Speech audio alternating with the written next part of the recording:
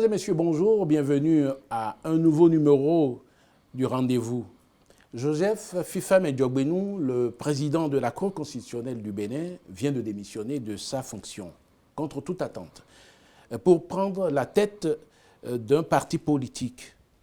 Quand on a été à la tête de la plus haute institution chargée de connaître les différends de la vie politique, par essence, peut-on devenir acteur politique et contributeur en même temps? C'est ce fait que nous allons, avec mon ami Patrick Chabi, analyser. Bonjour Patrick. Bonjour Charles. On a appris avec stupeur, je dirais, la démission contre toute attente du président de la Cour constitutionnelle du Bénin, Joseph Diogbenou, et qui, dans la foulée, va prendre la tête d'un parti politique pour animer ce parti politique. Il va donc avoir à connaître, à animer la vie politique par rapport à des adversaires qui vont contester un certain nombre de décisions qu'il a eu à prendre et en tant qu'acteur politique, animateur principal d'un parti politique, va devoir en répondre. Est-ce qu'il n'y a pas quelque chose qui ne tourne pas rond dans cette situation? Moi, ce qui me pose, c'est pas la démission. Il peut démissionner d'une institution de la République.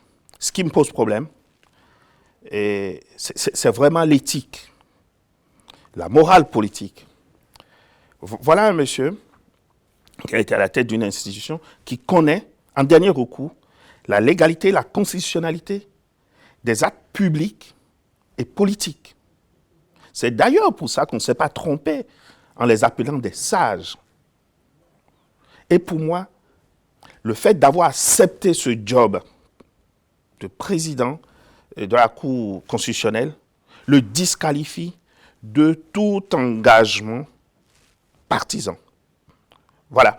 Donc, au fait, les gens, ils n'ont pas conscience des responsabilités qu'ils prennent et du sens qu'ils doivent donner à ces responsabilités. Donc, au fait, ils se considèrent à la tête de boutiques, de cordonneries, et donc, il n'y a rien de sacré. Et ce régime, je continue de le dire, ne nous a pas habitués à la finesse. Parce que même la qualité de Diogbenou, c'est un prestataire quand même, il ne faut pas l'oublier. C'est un prestataire du président Talon.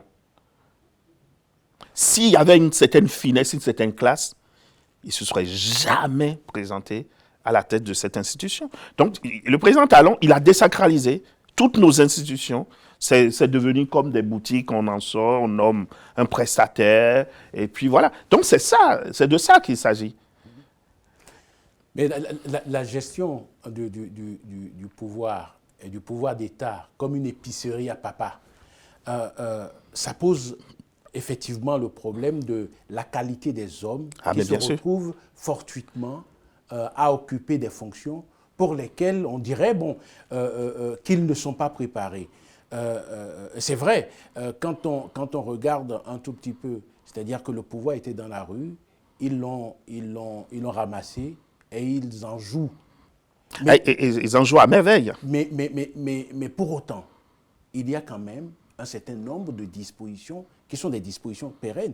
C'est-à-dire que la qualité de Diogbenou, Joseph Diogbenou, docteur en droit public, il me semble que cette personne connaît les incidences des actes, et c'est d'autant plus grave que ce n'est pas un ignorant, enfin on dirait, parce qu'on pourrait lui prêter la connaissance quand même des règles et des dispositions qu'ils sont aujourd'hui en train de tripatouiller. C'est cela qui est grave. Et quand je disais tout à l'heure que Diogbenou c'est un prestataire de Talon, ça veut dire, Talon l'a pris et lui a dit, écoute, voilà ce que j'attends de toi et tu exécutes. Il a oublié toute sa science. Et c'est ça notre problème. C'est que nos élites aujourd'hui sont dans une médiocrité qu'on ne peut même pas imaginer. Regardez toute la classe politique, regardez tous ceux qui entourent Talon. C'est des gens qui ont eu des discours, on les a suivis, ils disent le contraire de tout ce qu'ils ont dit. Ils sont devenus médiocres. Et donc, Diogbenou, prestataire de service, il a accepté le sale job de rendre médiocre une institution. Et finalement, aujourd'hui, ces institutions ne sont plus respectées. Je ne suis même plus sûr qu'on utilise encore le terme de sage pour désigner les membres de cette institution. Mais après, il y aura des conséquences. Il y aura vraiment des conséquences.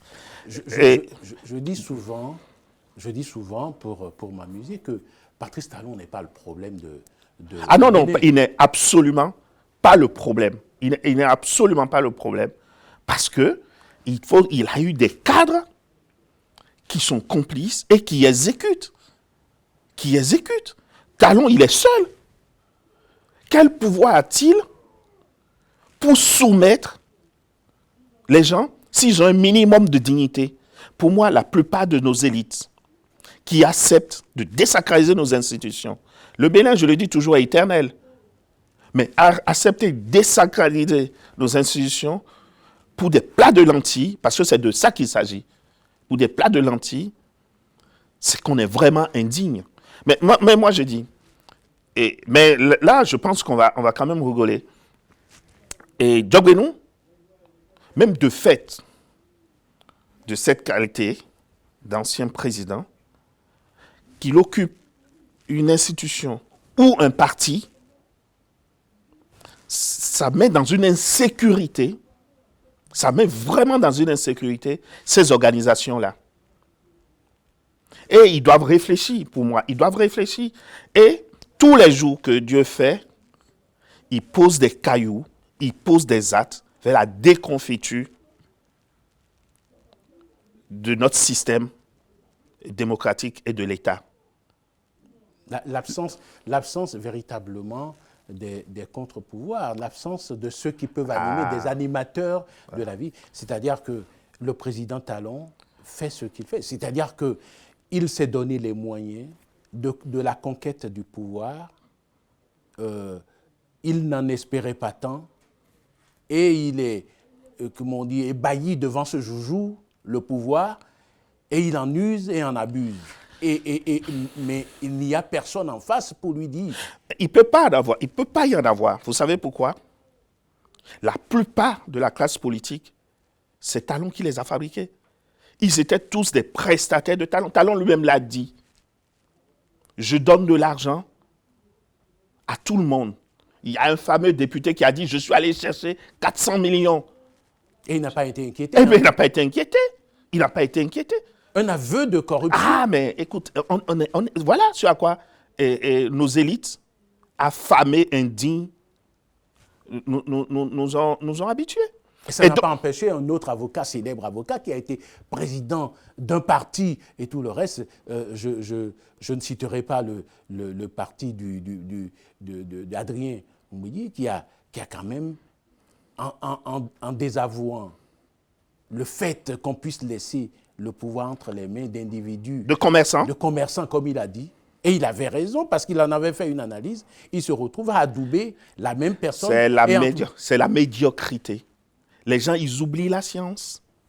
Face à Talon, ils oublient la science. Pour des plats de lentilles. Ah, mais bien sûr, pour des plats de lentilles. Moi, je dis une chose, c'est très simple. Talon, il a eu le pouvoir, il a pris, il n'est pas prêt à le laisser. Et moi, je dis simplement, si ceux qui aspirent demain à diriger ce pays ne mettent pas en place des processus, une stratégie de conquête de pouvoir, moi, je préfère que Talon continue de rester parce qu'in fine, on aura des pantouflards, des médiocres qui vont venir. Et ils seront peut-être pires que Talon. Dans cette trajectoire de la démission de Joseph Diogbenou Fufamé, comment peut-on analyser? Quelle est l'incidence? Ou quel est le schéma qui se dégage? Est-ce que, comme le dit la rue et l'opinion publique et les réseaux sociaux, qu'il trace un parcours, qu'il balise un chemin pour occuper demain la fonction suprême? Moi, je dis, aujourd'hui, nos institutions ne sont plus légales, ne sont plus légitimes. C'est des institutions de fait. Ils continuent. moi j'ai dit c'est une fuite en avant. Oui, demain, Diogbenou peut devenir président de l'Assemblée. Rien n'empêche. Rien n'empêche. Il n'y a personne en face. Mais ça met en insécurité. Ça met en insécurité cette institution, compte tenu de la qualité passée du président, parce qu'on ne sait pas. Bon, moi, je suis bien curieux qu'on fasse vraiment un état de toutes les décisions que Diogbenou a prises à la tête de cette institution, et on verra vraiment que demain, Diogbenou, et je vous fiche mon billet, demain, Diogbenou, à la tête d'une institution de l'État, c'est une institution qui est en danger, et un grain de sable peut foutre en l'air tout le système. Je dis, réfléchissez bien. Mais après, moi, je suis optimiste quand même. Pourquoi? Parce que je me dis, il faut quand même un jour qu'il y en a un qui ait une lueur de lucidité pour dire ce qu'on est en train de faire là, on va trop loin. Posons la balle à terre, asseyons-nous, discutons et repartons sur de bonnes bases. Parce qu'en réalité, tout ce qu'on traîne là, et que Talon abuse du pouvoir, Yahi en a abusé, Talon aujourd'hui a poussé à l'extrême, comme lui-même l'a dit, l'exercice du pouvoir, c'est des dettes démocratiques issues de la conférence nationale. Qu'il faudra payer un jour. Et on est sommes en train de le payer. Et donc, tant qu'on ne solde pas ça, moi je dis, on n'y arrivera pas. Et je continue à le dire, nous avons une fenêtre de tir, c'est la fin de cette mandature. Il faut que le président Talon, les uns et les autres, disent non, mais arrêtons maintenant. Parce que c'est du Bénin qu'il s'agit. Okay. Mettons-nous ensemble. Et nous serons là pour le rappeler, pour rappeler ces faits, pour rappeler ces déviances. Mesdames et messieurs, vous avez suivi un autre numéro du rendez-vous. Nous donnons rendez-vous très bientôt. N'oubliez pas de liker et de partager cette page. À très bientôt.